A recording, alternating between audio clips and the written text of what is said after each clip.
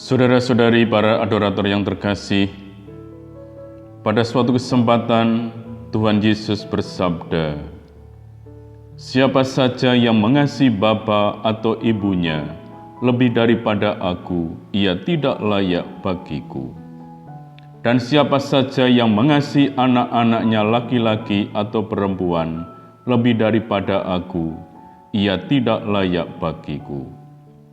Siapa saja yang tidak memikul salibnya dan mengikut aku, ia tidak layak bagiku.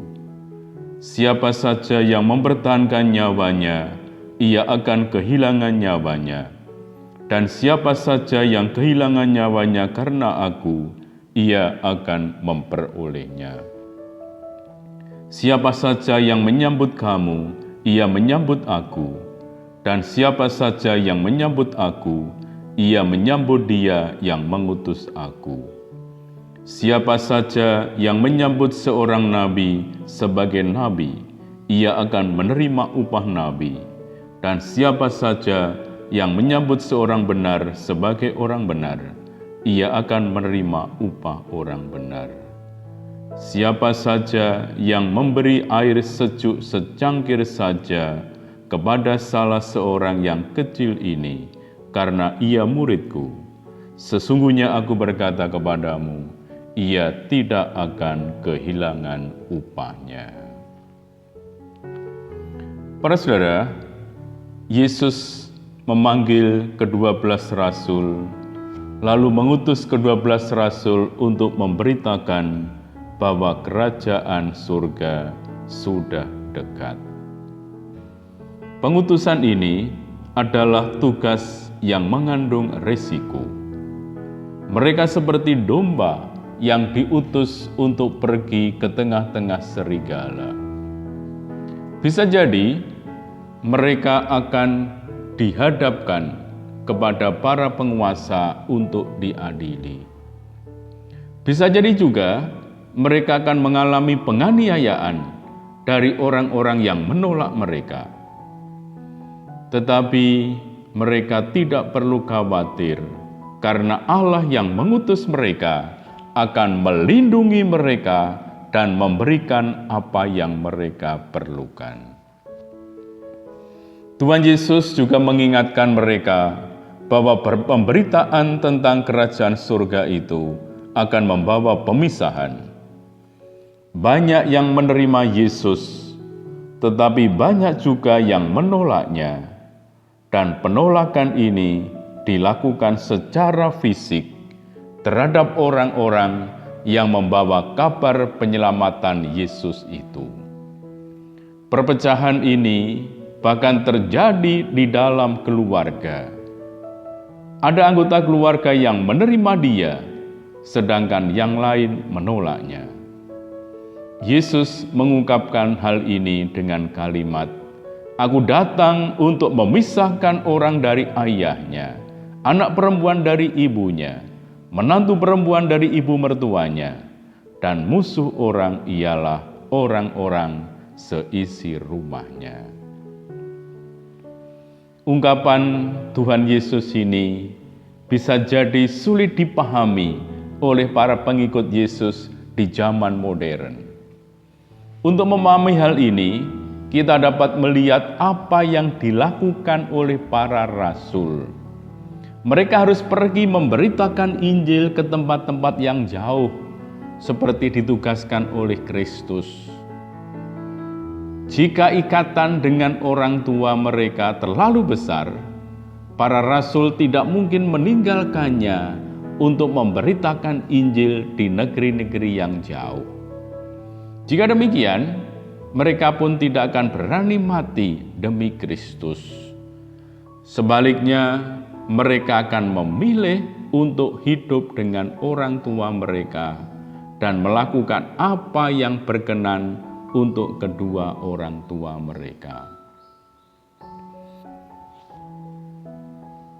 Kemudian Tuhan Yesus berbicara tentang bagaimana seharusnya menjadi pengikutnya. Ia menggambarkan dirinya sedang memikul salib, dan orang yang hendak mengikutinya itu berjalan di belakangnya sambil memikul salib masing-masing. Menjadi pengikut Yesus menuntut keberanian untuk menanggung risiko. Tuhan sendiri datang ke dunia ini untuk melakukan kehendak Allah dan demi terlaksananya kehendak Allah. Tuhan Yesus rela menanggung penderitaan sampai dengan kematiannya. Tuhan Yesus menghendaki agar orang yang mengikutinya siap sedia menanggung penderitaan karena melakukan kehendak Allah seperti yang dikerjakannya. Ia menyatakan bahwa orang yang tidak memiliki keberanian untuk memikul salibnya sendiri tidak layak untuk menjadi pengikutnya. Mengikuti perintah Tuhan Yesus, para rasul pergi memberitakan Injil dari kota ke kota, ke seluruh penjuru negeri, bahkan ke negeri-negeri lain. Karena pergi untuk memberitakan Injil, para rasul harus menyadari bahwa mereka hanyalah utusan. Para rasul datang ke suatu tempat bukan karena keinginannya sendiri, tetapi karena Tuhan Yesus mengutus mereka.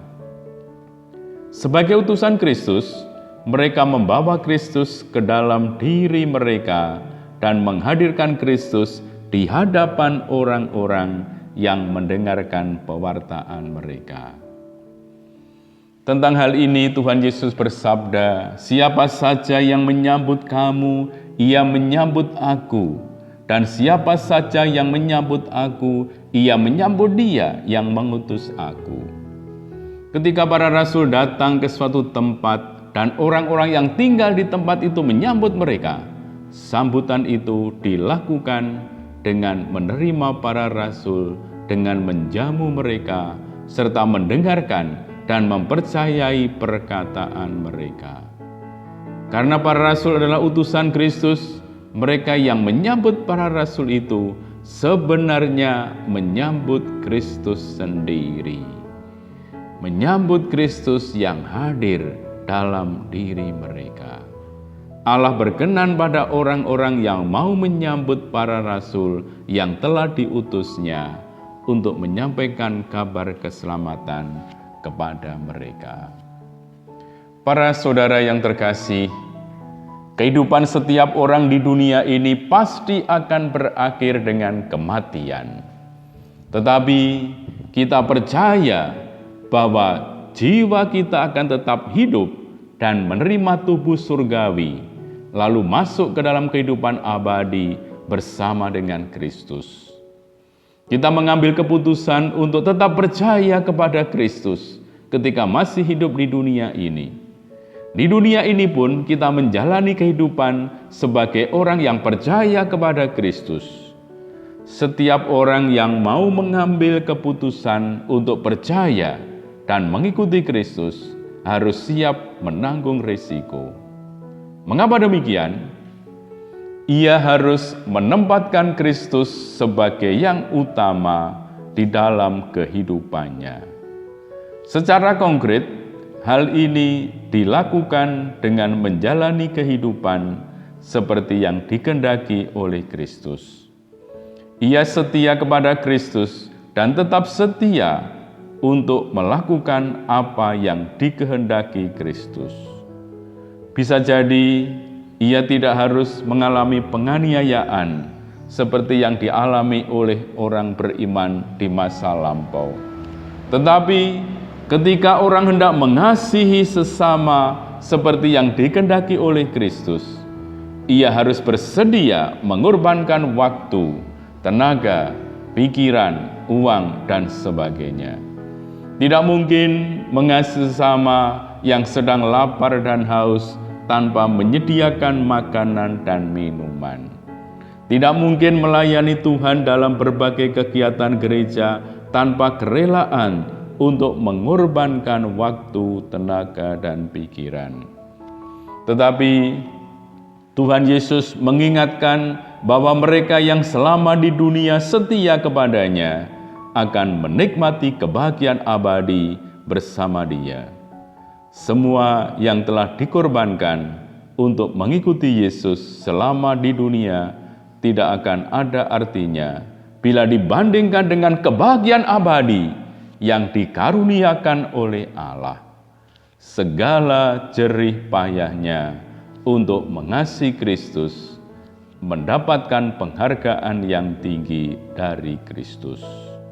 Karena itu, ia tidak akan menyesal karena telah percaya kepada Kristus dan mengasihinya. Para adorator, semoga ketekunan kita untuk beradorasi ini sungguh merupakan ungkapan dan wujud nyata kasih kita akan Kristus yang telah lebih dahulu mengasihi dan memberikan hidupnya untuk kita. Amin.